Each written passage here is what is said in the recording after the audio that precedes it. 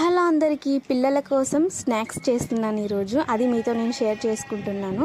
మురుకులు అయితే పోస్తున్నాను. నేనైతే ఇక్కడ మురుకులు అంటాం మేము, మీరు అక్కడ ఏమంటారు కింద కామెంట్ చేసేయండి. మురుకులు పోయడానికి నేనైతే ఈ పాత్ర తీసుకున్నాను.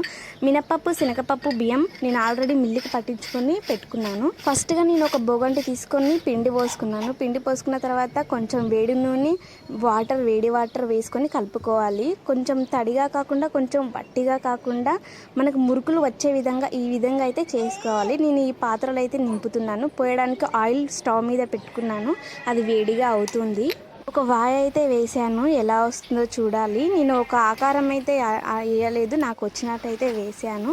ఎలా అయినా తింటారు మా పిల్లలు, మా ఇంట్లో వాళ్ళు. ఈ ఆకారం అయితే వచ్చేసింది. ఇది టైం పడుతుంది వేడి కావడానికి, కొంచెం వెయిట్ చేయాలి. ఇది బాగా కాలితేనే పిండి కలిపేటప్పుడు వామ, జీలకర్ర ఇలా ఏవైనా వేసుకోవచ్చు, టేస్ట్ బాగా వస్తుంది. ఓకే, మరి ఇలా వచ్చేసింది. Bye bye.